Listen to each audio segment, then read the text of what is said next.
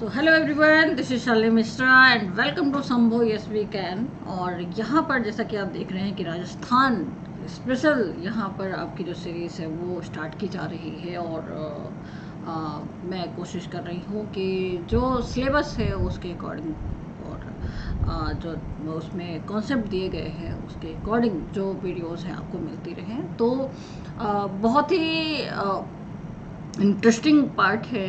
History तो हमेशा ही interesting रहा है, रहेगा हमेशा ही। तो आप लोग भी इंटरेस्ट लेकर के पूरी तरीके से पढ़िए इसको। और जो बच्चे अभी तक अभी आपने अगर सब्सक्राइब नहीं किया है चैनल को सब्सक्राइब करिए और साथ ही साथ में शेयर भी करते जाइए, क्योंकि यहाँ पर आपको सोशियोलॉजी सब्जेक्ट से रिलेटेड जो MCQs PYQs हैं वो सॉल्व कराए जा रहे हैं। मीन्स प्रैक्टिस सेशन आपको कंडक्ट कराए जा रहे हैं और साथ ही साथ में आपको RPSC से रिलेटेड जितना भी कंटेंट हो सकता है, जितने भी वीडियोस हो सकते हैं, या फिर GS का जो पार्ट है वो भी कंप्लीट कराया जा रहा है। साथ ही में जो बच्चे आना चाहते हैं, हमसे जुड़ना चाहते हैं सोशियोलॉजी पढ़ने के लिए, तो संभव यस वी कैन ये ऐप है हमारा, जिसे आप गूगल प्ले स्टोर से जाकर के डाउनलोड करिए। बहुत ही कम प्राइस में आपको ये जो यहाँ पर सब्सक्रिप्शन है वो मिल रहा है। 4 मंथ के लिए सिर्फ 999 में आपको सब्सक्रिप्शन मिल रहा है। तो बिल्कुल भी लेट ना करिए, फटाफट जाकर के ज्वाइन करिए। ये लोगो है, इसको आप पहचान लीजिए। तो यस, अभी बहुत ही इंटरेस्टिंग पार्ट है कि राजस्थान के आखिर इतिहास के बारे में चूँकि हम जानकारी अगर लेना चाहें तो इसमें कौन कौन से ऐसे प्रमुख राजवंश हैं, उनके राज्य क्षेत्र क्या हैं। तो ये तो बहुत ही ब्रॉड जो है वो टॉपिक है, तो वो छोटा मोटा नहीं है कि एक ही वीडियो में आ जाएगा। 15 से 20 मिनट की वीडियो में आने वाला है भी नहीं। लेकिन चूँकि एक ही अगर वीडियो में मैं सारी की सारी जो इन्फॉर्मेशन है आप लोगों को दे दूँगी, आप लोग बोर होते जाओगे, फिर आपको पढ़ने में भी मन नहीं लगेगा। तो 1 बाय 1 जितनी भी मैक्सिमम जितनी भी हो सकती है इन्फॉर्मेशन वो मैं आप लोगों को देती जाऊँगी। पार्ट 1 पार्ट 2 करके इस तरीके से चलता जाएगा। तो आप लोग पढ़ते जाइए और साथ ही साथ में अगर आपको लगता है कि आपके लिए हेल्पफुल है तो उसे आप लोग नोट डाउन भी करते जाइएगा। जो भी आप फैक्ट्स हैं उन्हें आप ज़रूर नोट डाउन करते जाइए, जिससे कि आपके नोट्स भी साथ साथ में बनते हैं। तो ये देख रहे हैं, ये पूरा आपका मैप है राजस्थान का। और राजस्थान के प्रमुख राजवंश कौन कौन से रहे, तो प्रमुख राजवंशों की बात की जाए तो इसमें सबसे प्रमुखतया हमको देखने को मिलता है गुर्जर प्रतिहार वंश, फिर गोहिल वंश आता है, मारवाड़ के जो राठौर राजवंश है वो, चौहान राजवंश है, कछवाहा राजवंश है और बीकानेर के राठौर राजवंश है। तो ये प्रमुख जो राजवंश है हमें दिखाई देते हैं। अब हम यहाँ पे बात कर लेते हैं गुर्जर प्रतिहार वंश, जिनके बारे में हम देखते हैं कि ये राजवंश जो है कब तक राज कर रहा था। तो उत्तरी पश्चिमी भारत में देखा जाए तो गुर्जर प्रतिहार वंश का जो शासन है वो 6 से 10वीं शताब्दी तक रहा। 6 से 10वीं शताब्दी तक यहाँ पर देखने को मिलता है। 6ठी सदी में राजस्थान का पश्चिमी क्षेत्र गुर्जरत्रा कहलाता था। ठीक है, अब आप ध्यान रखेंगे, गुर्जरत्रा कहलाता था और इसीलिए प्रतिहारों को गुर्जेश्वर भी कहा जाने लगा।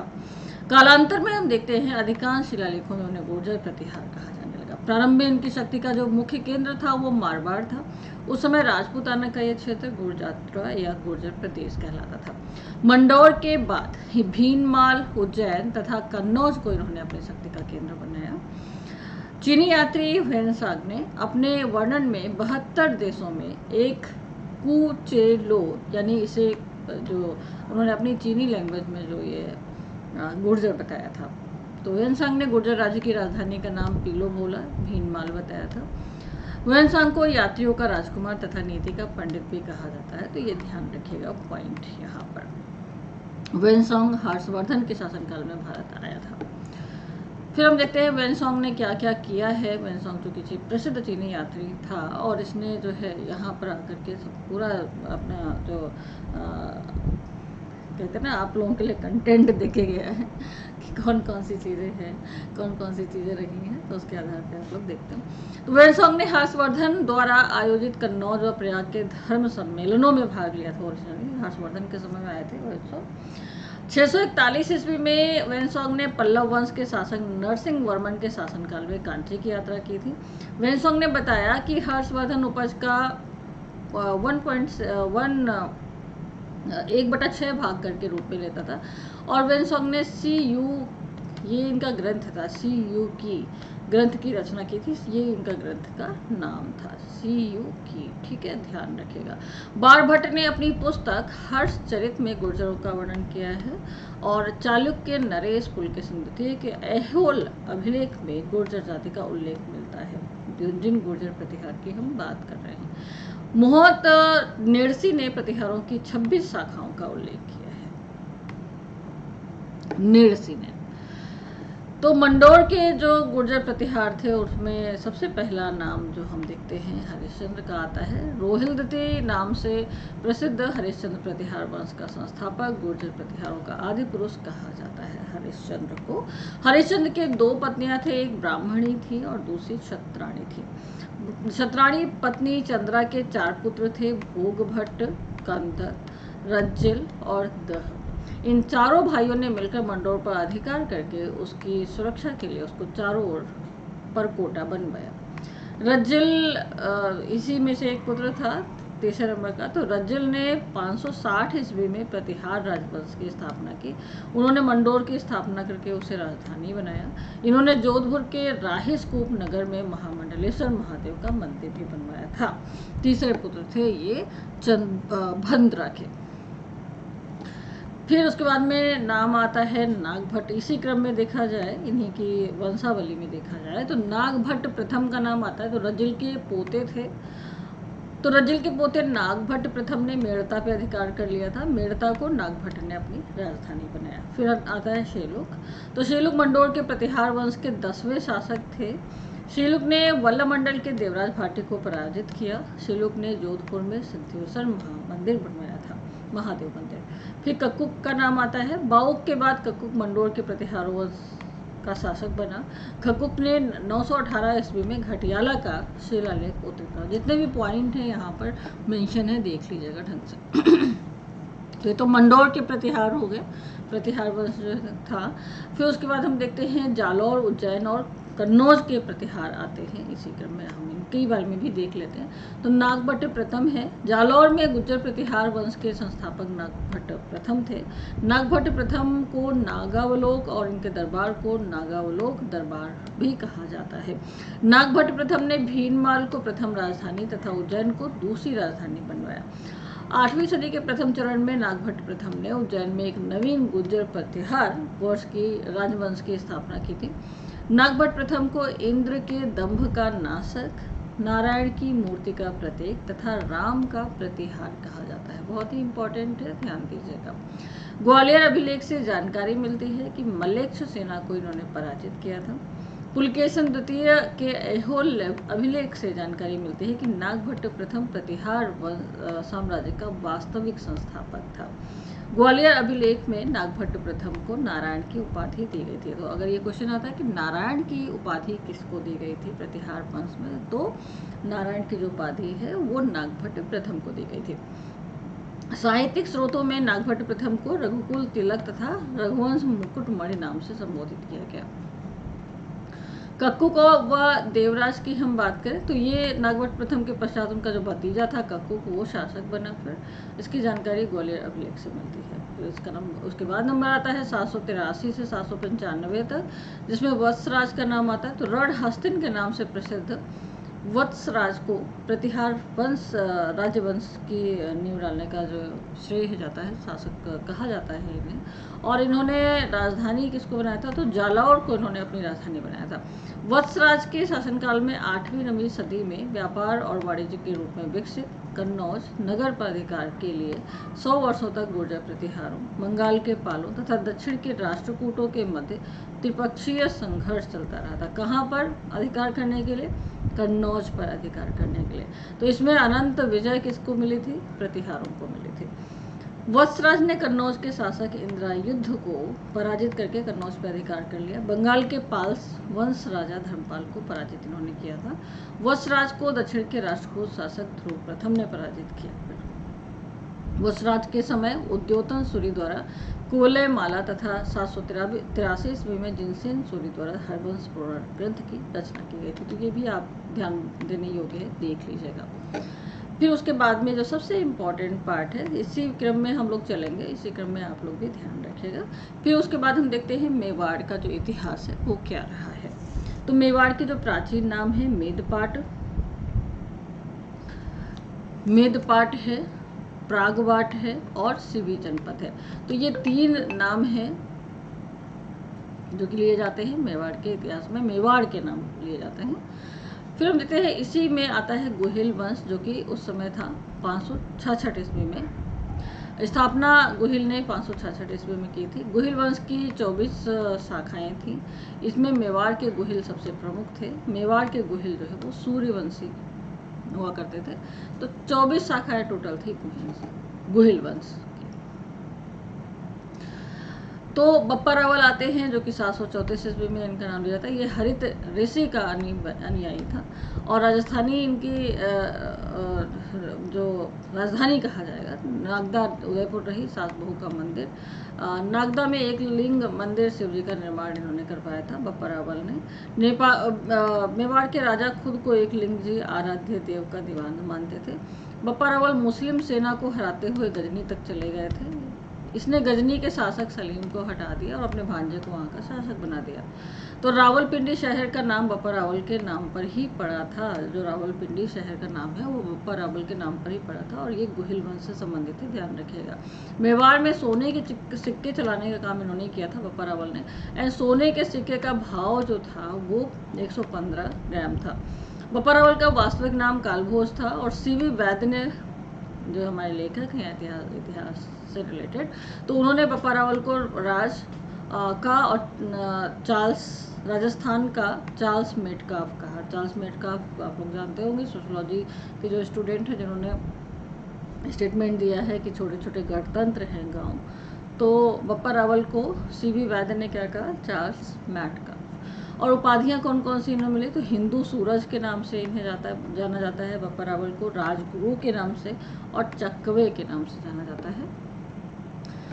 फिर दूसरा नाम आता है राजवंशों में, जो अगला नाम है वो है अल्लट का। तो इनका नाम आलू रावल भी है। तो बप्पा रावल हो गए, उसके बाद आलू रावल आएंगे। तो नाम तो है तो सब बड़े इंटरेस्टिंग टाइप के हैं। मुझे कमेंट में बताइएगा, क्या अभी भी नाम ऐसे ही कुछ रखे जाते हैं क्या?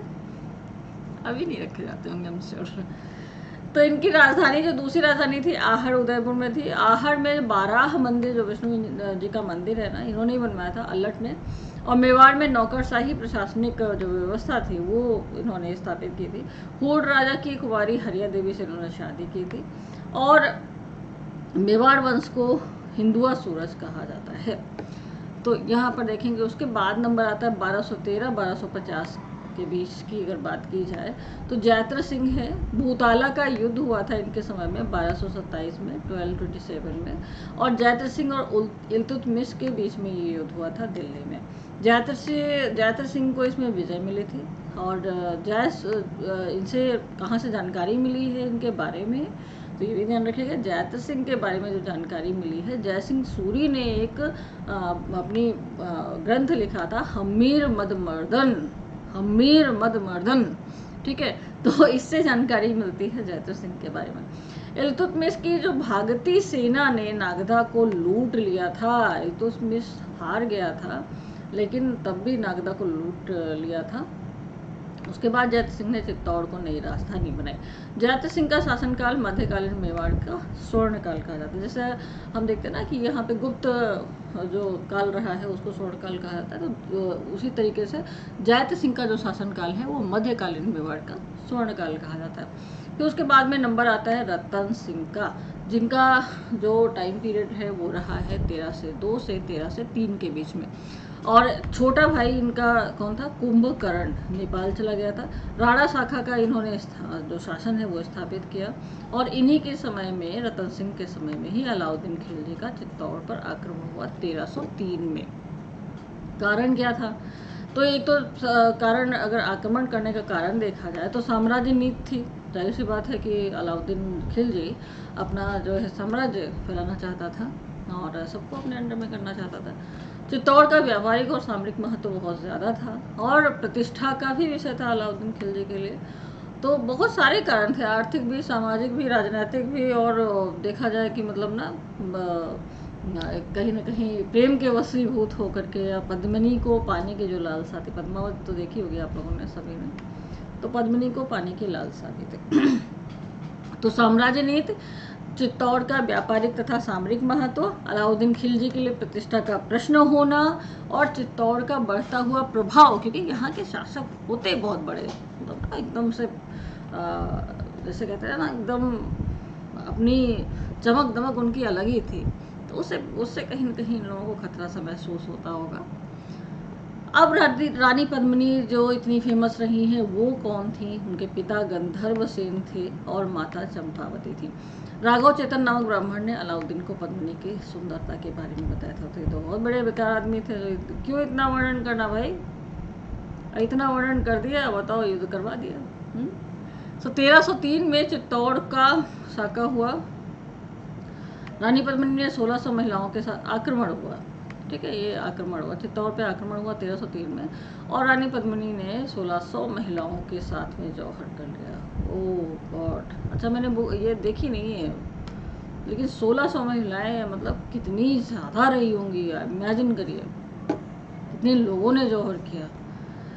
तो रतन सिंह के सेनापति गौरा और बादल थे, और चित्तौड़ का भार अपने पुत्र खिज्र खां को सौंप करके उसका नाम खिजराबाद रखा गया। खिज्र खां ने गंभीरी नदी पर पुल का निर्माण करवाया था। खिज्र खां ने चित्तौड़ में मकबरे का निर्माण करवाया। मकबरे पर एक अभिलेख है जिसमें अलाउद्दीन खिलजी को ईश्वर की छाया तथा संसार का रक्षक बताया गया है। खिज्र खां ने एक बड़े दिन बाद चित्तौड़ का शासन मालदेव सोनगिरा को दे दिया, जिसे मुंछाला मालदेव भी कहा जाता है। पद्मावत जो आप लोगों ने मूवी देखी है, तो ये इसके लेखक है मलिक मोहम्मद जायसी। 1540 में ये अवधी भाषा में लिखी गई। इसमें पद्मिनी की सुंदरता का वर्णन है। जेम्स टॉड तथा मुहरौत न्यारसी ने इस कहानी को स्वीकार किया। सूर्यमल मिश्र ने इस कहानी को स्वीकार नहीं किया। अलाउद्दीन के आक्रमण की जानकारी अमीर खुसरो की पुस्तक खजाइन उल फुतूह तारीख लाए में मिलती है। हेमरत्न सूरी के द्वारा गौरा बादल की चौपाई महाराणा प्रताप के दरबार में जो लिखा गया था वहां से मिलती है। रावल उपाधि का उपयोग करने वाला जो अंतिम राजा था वो रतन सिंह था। उसके बाद नंबर आता है हमीर का। तो राजा हमीर देव कहे जाते थे। 1326 से 1364 तक इनका शासन काल रहा। बनवीर सोनगरा को हरा कर चित्तौड़ पर अधिकार किया। हमीर सिसौदा ग्राम का था, इसलिए गुहिल वंश की सिसौदिया शाखा का यहाँ पर शासन फिर प्रारंभ हुआ। इसने राणा की उपाधि का प्रयोग किया। हमीर को मेवाड़ का उद्धारक भी कहा जाता, क्योंकि उसके पहले आप देखिए खिजर का शासन काल था, उसने अपने तरीके से सारी चीजें की थी। तो कीर्ति प्रशस्त में हमीर को विषम घाटी पंचानन कहा गया है, ये ध्यान रखिएगा। और रसिक प्रिया पुस्तक में हमीर को वीर राजा कहा गया है। चित्तौड़ में तरवड़ी माता अन्नपूर्णा जिन्हें कहा जाता है, गुहिल वंश की इष्ट देवी हैं, आराध्य देवी हैं, इन माता का मंदिर बनवाया था हमीर ने। कुलदेवी वाण माता, और सिसौदा गांव का संस्थापक जो था वो राहब था। सिसौदा गांव जहाँ के हमीर थे।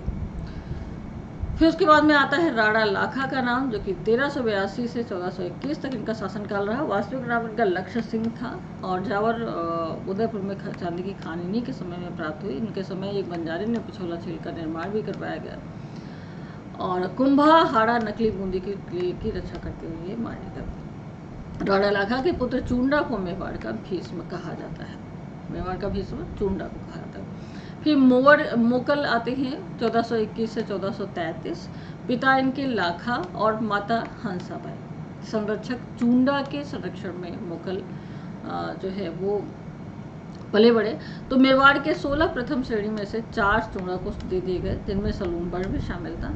हरावल सेना का अगला भाग कहलाता था, और जो चंदावल है वो सेना का पिछला भाग कहलाता था। हंसाबाई के अविश्वास के कारण चूंडा मालवा चला गया, और हंसाबाई का भाई रणमल मोकल का संरक्षक बना। तो एक लिंग मंदिर का परकोटा बनवाया मोकल ने, और ये मोकल का कार्य है। एक लिंग मंदिर का निर्माण इन्होंने करवाया था मोकल ने। और चित्तौड़ में समिद्धेश्वर मंदिर निर्माण भोज परमार, वास्तविक नाम त्रिभुवन नारायण मंदिर का पूरा निर्माण करवाया।